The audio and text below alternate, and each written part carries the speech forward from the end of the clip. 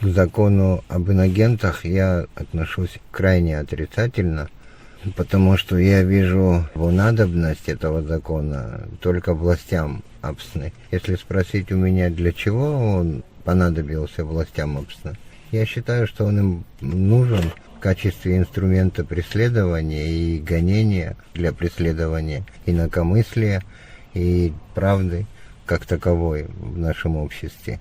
А учитывая историю Абхазии, наше небольшое абхазское общество, что это общество переживало в недавнем прошлом, когда это свежо еще в памяти людей, которые помнят эти события, некоторые люди старшего поколения на своей жизни, а такие люди, как я, помнят это из их рассказов, то есть из уст тех, кто это пережил. Конечно, вспоминая это все, я могу относиться только отрицательно. Я не вижу необходимости никакой в принятии этого закона для того, чтобы здесь в нашем обществе были какие-то предпосылки для того, чтобы шло даже обсуждение о принятии такого закона. Вообще, в последнее время нашими властями предпринимаются попытки принять какие-то законы, которые с моей точки зрения и с точки зрения большой части нашего общества противоречат интересам нашего общества, нашего государства, нашего народа. Но если сказать мягко, я этого не понимаю. Если сказать жестко, то, конечно, не принимаю. Чем этот закон вас пугает? Почему он кажется вам опасным? В 30-е годы наше абхазское общество очень сильно пострадало от репрессий. В процентном отношении из всех союзных республик, там, где проходили репрессии, наиболее пострадала Грузия. Так вот, мне кажется, что в самой Грузии, наверное, наиболее пострадавшей частью была Абхазия, потому что практически в каждой семье, вот мы общались с друзьями, я уже взрослый человек, и с детства мы знаем друг за друга практически все. Через раз в семьях моих друзей, товарищей, одноклассников, однокурсников, родственников, односельчан, горожан всегда есть бабушки, дедушки, дяди, тети, которые пострадали во время этих репрессий, есть расстрелянные. Например, мать моей супруги, она, царство ей небесное, недавно умерла, она всю свою жизнь разыскивала своих двоих братьев, которые были, как впоследствии стало известно, расстреляны где-то на Кудоре, а как она сама говорила, по-абхазски есть такое выражение «дырдзит», то есть если дословно перевести, потерянные были властями, то есть она их больше никогда живыми не видела. И таких историй, в общем-то, я знаю множество. И, конечно, зная это, об этом, помня это, я не могу не бояться этого закона. Я именно употребляю термин «боюсь», потому что я боюсь, что, используя этот закон, будут преследоваться люди в нашем обществе и повторится то, что уже в нашей истории было.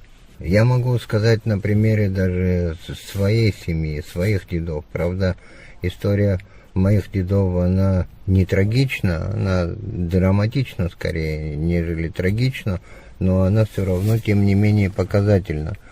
Я как-то парой строк упоминал там о своем деде по отцовской линии, о том, что вот он был там раскулачен советской властью, что, в общем-то, массово в те годы не было характерным для Абхазии. Это было характерно на территории СССР и самой России. Моя фамилия – это обычная крестьянская фамилия, и дед мой, выходец из села Абгархук, тем не менее сумел построить в Гудаутах в порту каменный дом. У деда моего была семья, 5 детей, у него умерли от испанки. И будучи уже в зрелом возрасте, где-то к 70 годам, насколько я знаю, мой дед женился вторично. И вот от второго брака родился мой отец. Поэтому братьев-сестер у него не было. Так как он вместе с гудаутскими греками, с персами, с турками занимался торговлей табаком, он сумел заработать денег, построить дом, имел там фаэтон и прочее. Но это я знаю по рассказам, потому что это было ценно для того времени. Сегодня я к этому отношусь с улыбкой, но рассказы об этом знаю.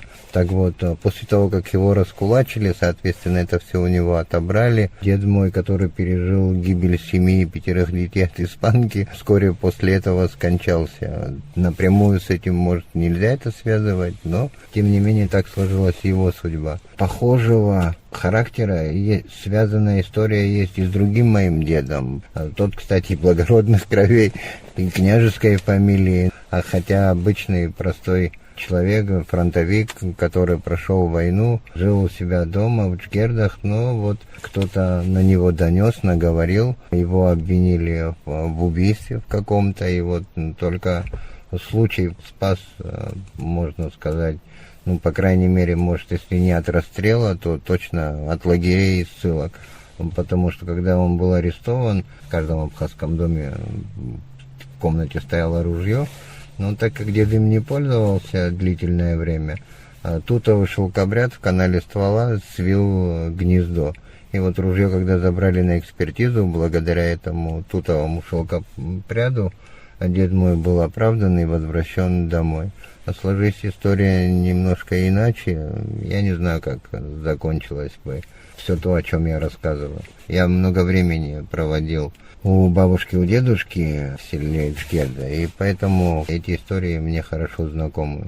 Кстати, у моего деда тоже, говорят, братья были сосланы как троцкисты, и больше их никто не видел. Они так больше в село и не вернулись.